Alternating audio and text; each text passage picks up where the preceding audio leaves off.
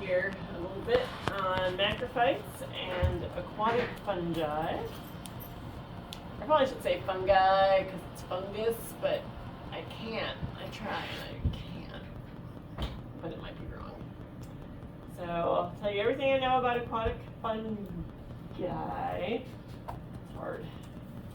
So fungi are what decompose plant material that's got vascular tissue in it, and they're the only organisms that can do that. So, and like fungi and land plants probably moved on to land together 475 million years ago. Like they're very important in like plants existing. But because they are big decomposers, they're also really important in nutrient cycling, as all decomposers or detritivores would be. And they are also tasty stuff for detritivores. We talked about the peanut butter and the cracker. They're the peanut butter. The hummus and the Triscuit. Hummus and the Triscuit. They're the hummus and the peanut butter. And so those pictures up there are showing you, like, you don't get mushrooms underwater, but you just have like fungi. And I think, yeah, that little that one's making spores. So, but they don't look like a whole lot. But they are breaking down all that dead plant material and being yummy food source for anything eating the dead plant material. And so I just want to tell you a little story about the dissertation stream I mentioned earlier. So this is a stream that's buried in leaves right now, and this is our enriched stream, and so the water is about that wide and it's about that deep. Like I only ever wore hiking boots in the field. Like you didn't need real boots or waders at all. And we dripped in nutrient solution with irrigation pipe. And the big thing that we saw was the response of fungi. We need this.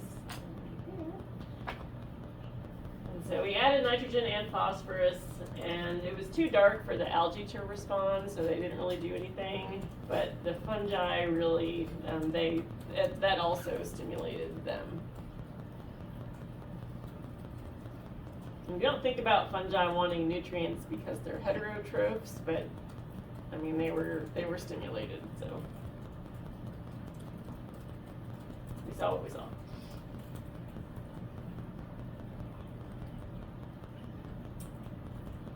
All right, and so I just want to show you a few graphs from that study.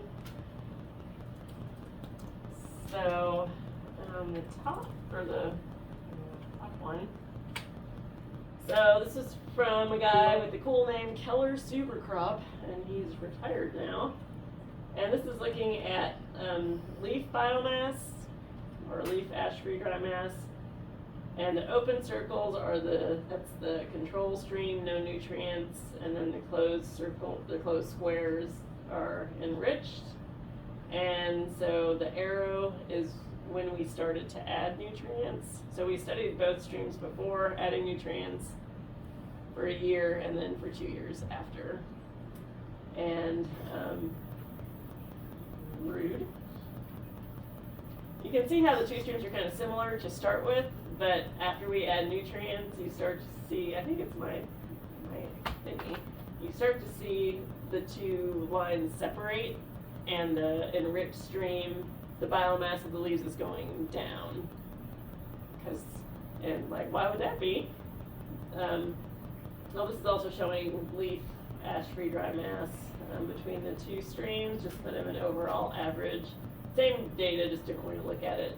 And so the enriched stream actually had more leaves on average before we enriched, but after they kept looking at the stream for several years, we saw lower values for how much leaf stuff was in the stream with enrichment. So, so why would that be?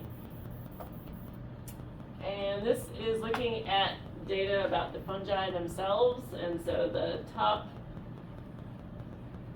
all of these are fungal productivity. So he actually measured like how much carbon they were eating per unit time. And so if you look at the top graph, the arrow is still like adding the nutrients. Those open circles, no nutrients. I was just gonna do it because I'm pointing at it. Get in there. But when we added nutrients, fungal productivity went up, and so that can explain why leaf biomass went down, because there were more fungi chewing on everything.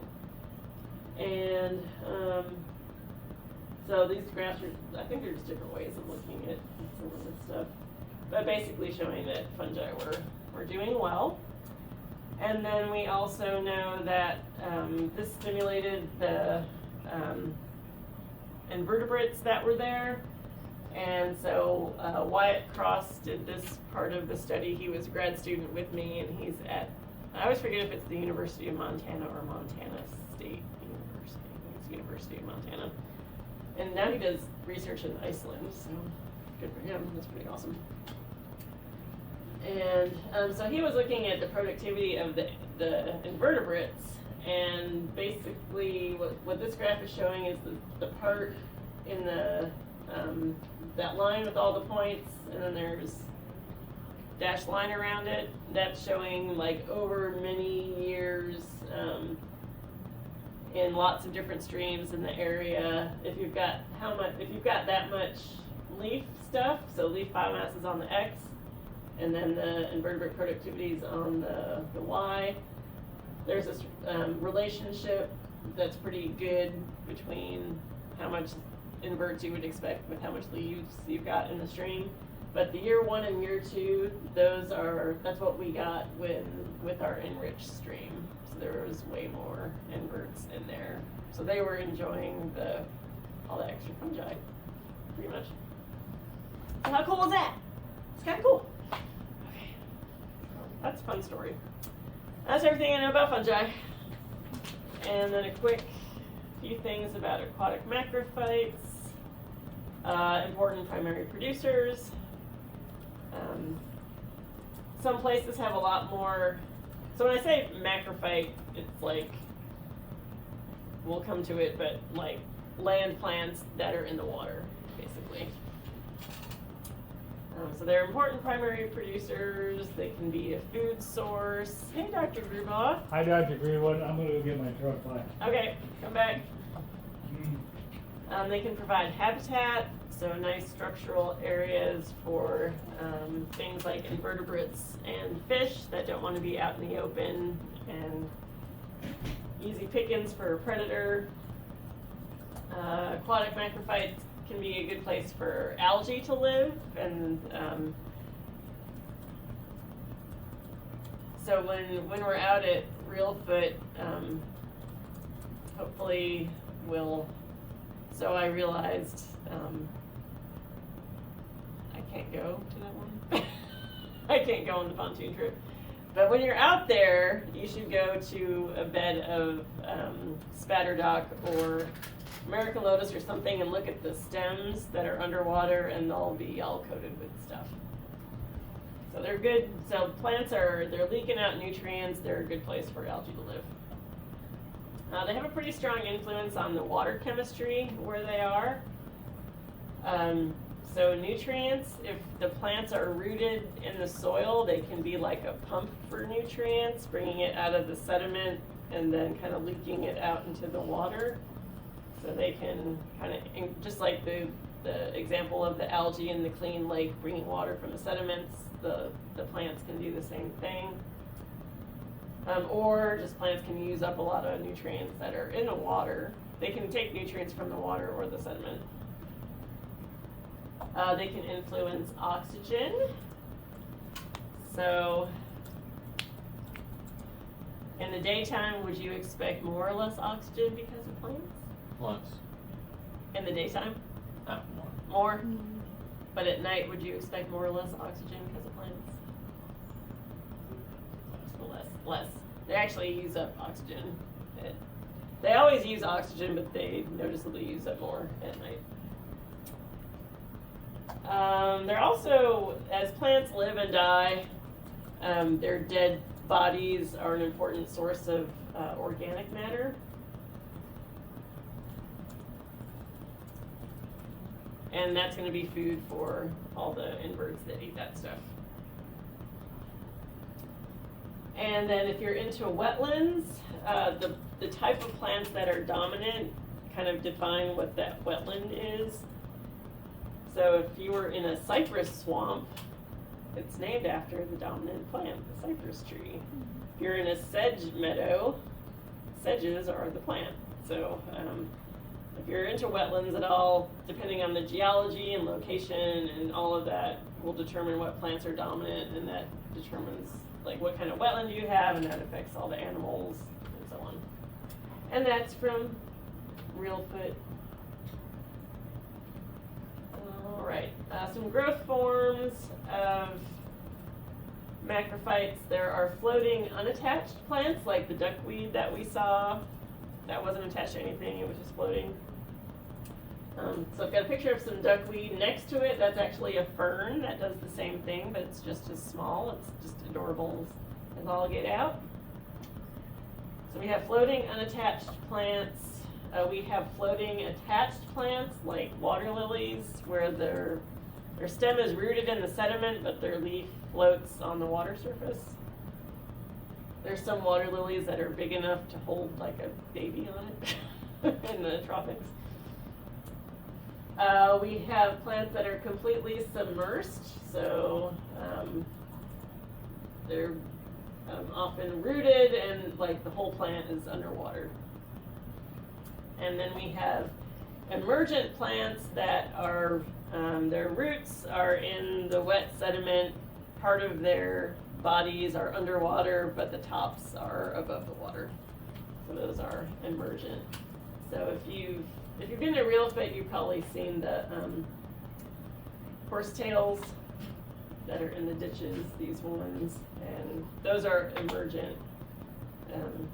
They can have nice wet feet and then dry everything else. So that's how we kind of describe the habitat where we would find a certain macrophyte.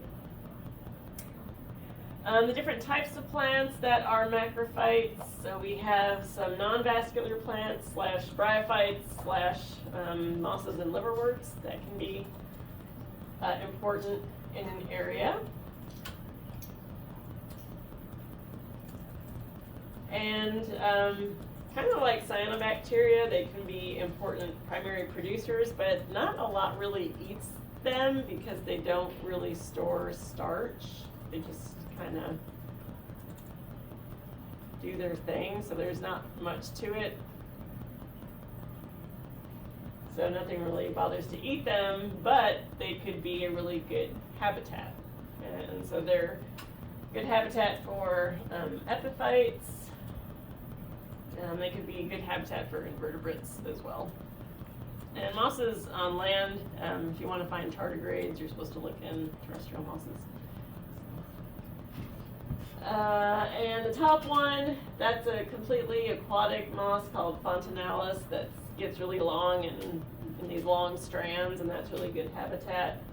That stuff on the bottom, I took that picture a year that that Reelfoot was pretty low, and but the sediment near shore, it wasn't underwater anymore, but it was still wet, and it was growing just a ton of that liverwort, which is called Rixia.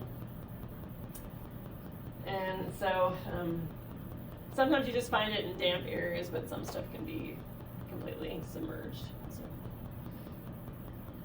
And that was the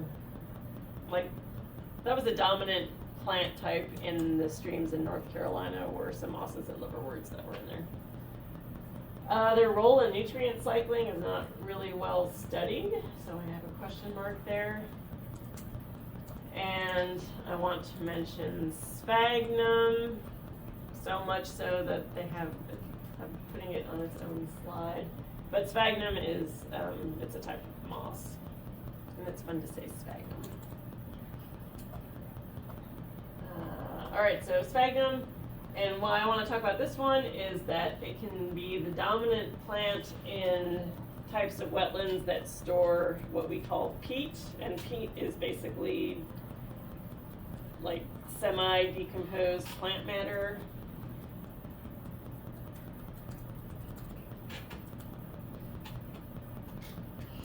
And there's a lot of these types of wetlands in the northern latitudes. So Canada, Scandinavia, northern Minnesota, northern Michigan, those areas have a lot of these. And the dominant plant is sphagnum, and sphagnum actually covers more land area than any other plant genus. But it's just places where you don't get a lot of people living because the winters are pretty nasty. And they are fascinating for a couple of reasons. One is that where they grow, they're like little ecosystem engineers. They lower the pH of the environment where they live by taking in magnesium or calcium and then spitting out hydrogen ions. And if you remember how pH is measured, it's concentration of hydrogen. Is this to deter other plants from living there because they can? I think it would, yeah, I think it would deter other plants by making it more acidic. Also might deter herbivores if there were any, but they probably don't have any. Yeah. I don't know that we know a real reason. Just to but there has to be something adaptive about it or they wouldn't do it. Also that acidification of the environment reduces the decomposition rate, and so that's kind of how the peat storing wetlands can be peat storing because it's too acidic for the plant stuff to break down very much, and so it can build up.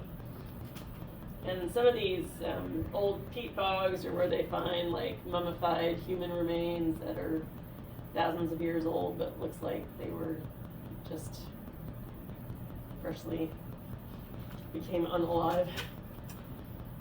So it's kind of cool stuff. Alright, one last slide. So all of our other macrophytes are vascular plants. They've got vascular tissue. And so there are a few ferns. And like this little fern that you might see in duckweed, if there's a lot of sunlight, it tends to turn red. And there's a lot of that at Reelfoot. There's also just ferns that might grow near water. Azolla is the name of that aquatic fern. Equisetum it's not a fern, but it's a fern ally. It's a Equisetalis. It's an old plant group, but that's very common. And for the flowering plants, really no gymnosperms to speak of. Flowering plants, we tend to see more monocots compared to terrestrial ecosystems. Things like grasses, sedges. The top picture is a sedge. They make these weird flowering structures that look like little balls. The stems are triangular. We say sedges have edges. If you roll it between your fingers, you can feel it. And rushes, that bottom picture are rushes. Sedges have edges and rushes are round. And so they're more like reeds. And they have like that weird kind of brown flowering deal. And I haven't seen a lot of that here, but up north there's a good bit of that. There's a genus, Juncus, that the Europeans call Juncus. That's pretty common. And that's most of what I know about. Okay. I need 5 minutes of self-care time, and then